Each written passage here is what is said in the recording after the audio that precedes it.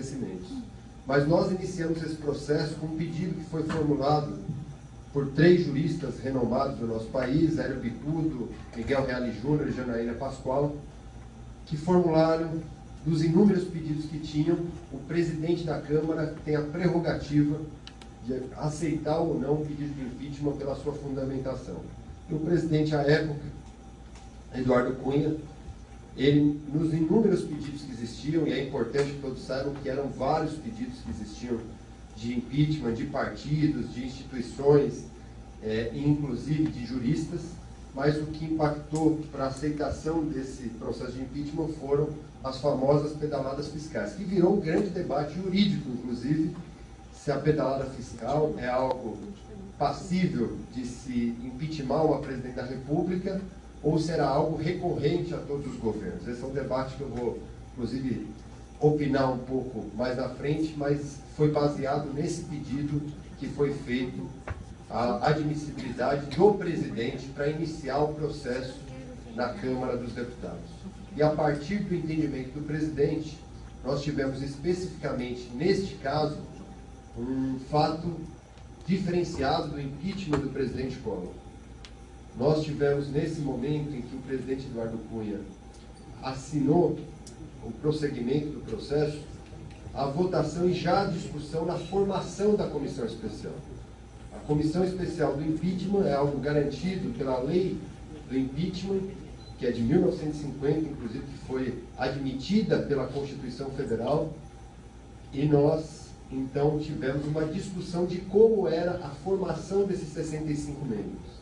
Num primeiro momento, agradecer também a presença do Dr. Cazu, que é delegado de polícia da nossa cidade. No momento em que foi admitido essa questão, começou-se a debater como seria a formação da comissão especial, com a garantia de que cada partido, no mínimo, tivesse um representante, de acordo com o tamanho da sua bancada, mas ficou um debate jurídico que só foi decidido pelo Supremo Tribunal Federal depois de 3 meses de uma votação que ocorreu em março de uma questão que a presidente nacional do PCdoB ingressou no Supremo, porque nós entendíamos à época que a comissão não poderia ser uma escolha do líder partidário, mas deveria ser uma escolha de todo o plenário da Câmara dos 513 deputados. Foi formado 2 chapas, uma que foi considerada de oposição e outra que foi considerada a chapa indicada pelos líderes. A oposição não indicou seus nomes nessa chapa, dos líderes indicou os nomes apenas na chapa de oposição, e ali já foi um demonstrativo de que, de fato, o impeachment poderia ter prosseguimento, porque mesmo com uma maioria naquele momento de base parlamentar da Presidente da República, a votação foi vitoriosa para a chapa dita de oposição. Foi este questionamento que foi parar no Supremo. O Supremo entendeu e estabeleceu os ritos que seriam os próximos passos de todo o processo de impeachment. Por isso, muitas vezes se questiona, mas e se judicializar? A verdade é que o Supremo, já neste momento, de dezembro a março, passou esse período para poder julgar como seria o rito do impeachment. E ele fez analogia ao processo de impeachment do presidente Collor. E esse processo foi de maneira idêntica, com algumas exceções, mais reuniões da comissão especial, algo que não ocorreu com o presidente Collor, e agora, nesse momento que vivemos na fase do impeachment, que o presidente Collor não passou porque ele renunciou antes da votação no Senado. Depois desse período, eu sempre digo que o governo, à época, dirigido pela presidente Dilma, perdeu uma oportunidade, porque talvez, se naquele momento fosse iniciada a comissão especial, talvez não criaria um corpo na sociedade de pressão para que pudesse ser admitido com a votação de 342 deputados, que era uma grande maioria, que poucos imaginavam, naquele momento, do pedido de impeachment, que seria possível. Mas, de qualquer maneira, ficou 3 meses suspenso esse pedido. A hora que o Supremo definiu o rito, fizemos nova votação e o Supremo entendeu que seriam os líderes partidários que deveriam indicar os membros da comissão especial e seria votado pelos 513 deputados apenas como homologatório. E foi exatamente dessa maneira que ocorreu. Os líderes indicaram Nós tivemos, a partir daí, a formação da comissão especial, 10 sessões da Câmara Legislativa e não 10 sessões da comissão, para poder apresentar o relatório pelo relator da comissão, que foi eleito por todos nós, da comissão especial, e depois 5 sessões para avaliação do relatório e votação na comissão especial.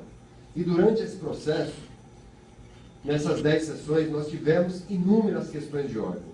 E eu, particularmente, tive a oportunidade de propor algumas questões de ordem que foram muito importantes. Um debate que se cercou em relação à utilização ou não da AGU, da Advocacia Geral da União, se poderia defender a Presidente da República, já que não estava defendendo a União, e sim a pessoa física da Presidente que estava sendo questionada. Essa, inclusive, foi uma questão de ordem de minha autoria, que gerou um grande debate. Ela foi indeferida, e eu até poderia ter recorrido, mas acredito que poderia dar mais, ia prejudicar o andamento do processo. Acabamos deixando a AGU fazer a defesa, que na minha opinião é completamente equivocado, porque você tem um advogado para defender os interesses da União e não da pessoa física. De qualquer maneira, foi se prosseguindo. Nós ouvimos os autores do pedido, a Janaína Pascoal e o Miguel Reale Júnior, que estiveram lá. O Hélio Bicudo está um pouco adoentado, não esteve. Depois ouvimos 2 pessoas indicadas pela Presidente da República, isso tudo no curso das 10 sessões da Comissão Especial, onde nós tivemos lá o ministro, ex-ministro da Fazenda, Nelson Barbosa, e o professor Gustavo, que é titular da cadeira de Direito Constitucional da Universidade Estadual do Rio de Janeiro. E depois, por fim, antes do processo de votação, nós tivemos ainda a defesa do José Eduardo Cardoso como representante de advogado legal da Presidente da República, Dilma Rousseff. E naquele momento da votação no plenário da comissão, uma sessão que durou mais de 12 horas no debate, eu não sei se todos acompanharam, mas foi intenso esse debate que ocorreu.